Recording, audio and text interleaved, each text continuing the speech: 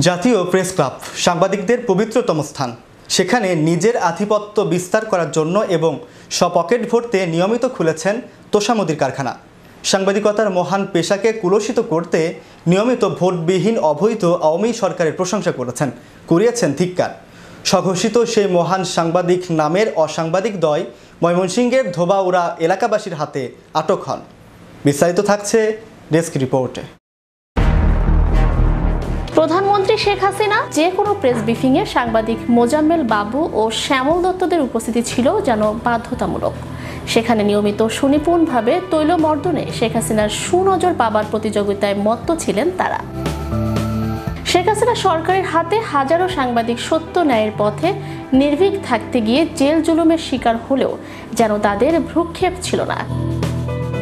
শেখ হাসিনা এবং তার ভোটবিহীন সরকারের বিভিন্ন মন্ত্রী আমলারা এই সব আতেল সাংবাদিকদের পছন্দ করলেও সবার অজান্তে পূর্ণ হতে থাকে তাদের পাপের ঘোড়া। ৭১ টিভির ব্যবস্থাপনা পরিচালক মোজাম্মেল বাবু এবং ভোরের কাগজ পত্রিকার সম্পাদক শ্যামল দত্তের হাতে প্রতিনিয়ত সাংবাদিকতার মহান পেশা ধ্বংস হতে থাকে। ময়মনসিংহের ধোবাউড়া সীমান্ত হয়ে অবৈধ পথে ভারতে যাওয়ার সময় মাত্রাতিরিক্ত তৈলমর্দনে খেতাবধারী সাংবাদিক শ্যামল দত্ত ও মোজাম্মেল বাবু সহ ৪ জনকে আটক করেন এলাকাবাসী। পরে তাদের পুলিশে দেন তারা। এ তথ্যের সত্যতা নিশ্চিত করেছেন ধোবাউড়া থানার ভারপ্রাপ্ত কর্মকর্তা ওসি মোহাম্মদ চান মিয়া। ওসি চান মিয়া বলেন, সোমবার সকাল ৬টার দিকে ধোবাউড়া সীমান্তে একটি প্রাইভেট কার সহ ৪ জনকে আটক করে পুলিশে দেন এলাকাবাসী।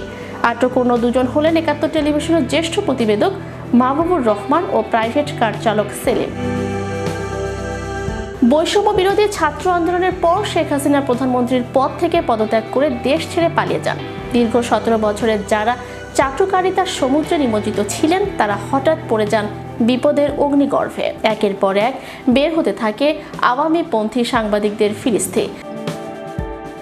এসব অপসাংবাদিকদের হাত থেকে জাতি রক্ষা পাবে এবং আবারও সাংবাদিকতার মহান পেশা দেশবাসীর কাছে সম্মানিত হবে, এমনটাই আশা দেশের শীর্ষস্থানীয় সাংবাদিক মহলের। Channel euro news desk.